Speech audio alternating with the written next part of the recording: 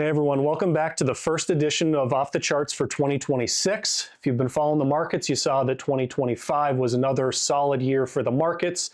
3 straight years of double-digit returns coming off of 2022 that was pretty rough. So what we want to do is look at last year briefly and see what type of stocks outperformed, but more importantly, give you an idea of what we're doing to position our portfolios for 2026 and what factors we think will perform the best for 2026.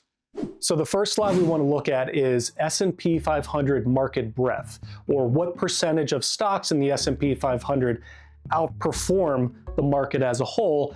And you can see the last 3 years, not a lot of market breadth. Between a quarter to a third of the stocks outperform the market, where 2/3 of the stocks the last 3 years have underperformed the market.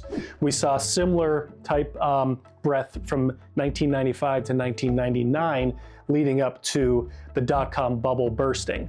But another way to look at this slide here would be the orange bars. When you see those years, that's better to just buy the S&P 500 and let it run.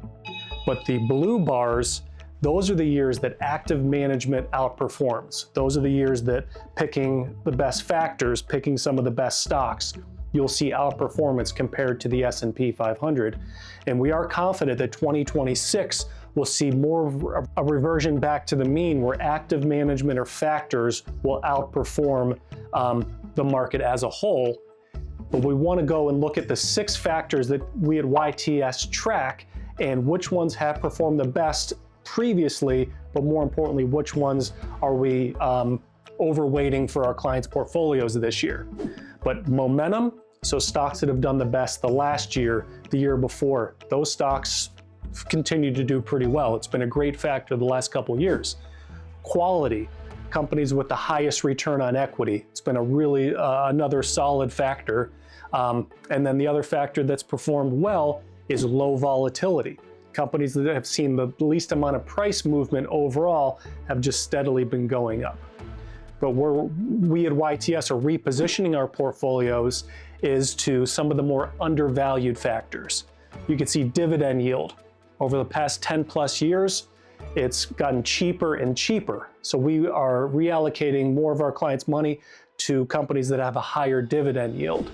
The other factor that we like is the size factor, meaning smaller companies. So we're repositioning to more of the mid and small cap space as those stocks have gotten cheaper relative to the market over the last 10, 15 years.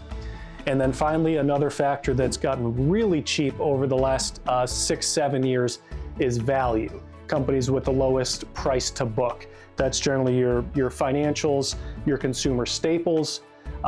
So the 3 areas that we like: dividend yield, value, smaller size.